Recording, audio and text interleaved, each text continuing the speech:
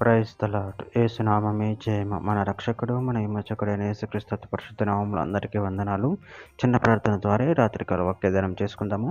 పరిశుద్ధుడా, మహాగణుడు అని దేవ యేసయ్య, సర్వాధికారినైనా మీకే వేలాది వందములు కృతజ్ఞతాస్తుతి స్తోత్రం చెల్లించుకుంటున్నాను దేవ రాత్రికాల సమయంలో ప్రభు వాక్య భాగం ధ్యానిస్తుండగా వాక్య భాగం అర్థమవుట్లు సహాయం చేసి మీ కృపలో బలపరిచి మీకు మాదిరిగా మమ్మల్ని నడిపించి మీ చిత్తమును మా జీవితంలో జరిగించమని చిన్న ప్రార్థన యేసుక్రీస్తు పరిశుద్ధ నామములో అడిగి వేడుకుంటున్నాను తండ్రి. Amen amen.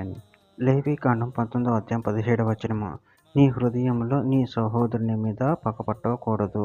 నీ పొరుగు వాని పాపము నీ మీదికి రాకుండానట్లు నువ్వు తప్పక వానిని గద్దింపవలెను. ఆమేన్. దేవుడి వాక్య భాగం దీవించును గాక. ప్రభునందు ప్రియులారా, ఇక్కడ వాక్య భాగంలో గమనించినట్లయితే నీ హృదయంలో నీ సహోదరుని మీద పగపట్టకూడదు. నీ పొరుగు వాని పాపము నీ మీదకి రాకుండానట్లు నువ్వు తప్పక వానిని గద్దింపవలెను. అదేవిధంగా ఇక్కడ వాక్య భాగంలో గమనించినట్లయితే యోహాను రాసిన మొదటి పత్రిక 2వ అధ్యాయం 9వ వచనంలో వెలుగులో ఉన్నానని చెప్పుకొనుచు తన సహోదరుని ద్వేషించేవాడు ఇప్పటి వరకును చీకటిలోనే ఉన్నాడు. యోహాను రాసిన మొదటి పత్రిక 2వ అధ్యాయం 11వ వచనంలో తన సహోదరుని ద్వేషించేవాడు చీకటిలో ఉండి చీకటిలో నడుచుతున్నాడు. చీకటి అతని కన్నులకు గుడ్డితనము కలుగచేయును గనుక తనెక్కడికి పోవుచున్నాడో అతనికి తెలియదు. కీర్తనల గ్రంథం 141వ అధ్యాయం 5వ వచనం. నీతిమంతులు నన్ను కొట్టుట నాకు ఉపకారము, వారు నన్ను గద్దించుట నాకు తైలాభిషేకము. నేను అట్టి అభిషేకమును త్రోసివేయకుందును గాక. వారి దుష్టక్రియలను చూచి నేను తప్పక ప్రార్థన చేయుచున్నాను. సామెతల గ్రంథం 9వ అధ్యాయం 8వ వచనం. అపహాసకును గద్దింపకము, గద్దించిన ఎడల వాడు నిన్ను ద్వేషించును. జ్ఞానము గల వాడిని గద్దింపగా వాడు నిన్ను ప్రేమించును.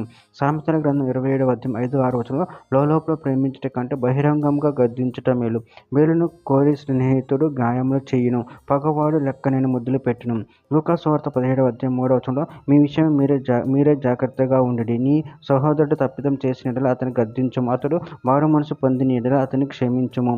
తిమోతికి రాసిన 2వ పత్రిక 4వ అధ్యాయం 2వ వచనం. వాక్యమును ప్రకటించము, సమయమందును అసమయమందును ప్రయాసపడము, సంపూర్ణమైన దీర్ఘశాంతంతో ఉపదేశించుచు ఖండించము, గద్దించము, బుద్ధి చెప్పుము. సామెతల గ్రంథం 6వ అధ్యాయం 23వ వచనం.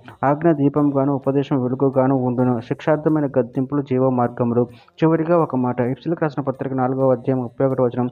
సమస్తమైన ద్వేషము, కోపము, క్రోధము, అల్లరి, దూషణ, సకలమైన దుష్టత్వమును మీరు విసర్జించుడి. ఆమెను. దేవుని వాక్య భాగం దీవించిన కాక చిన్న ప్రార్థన చేసుకుందాము.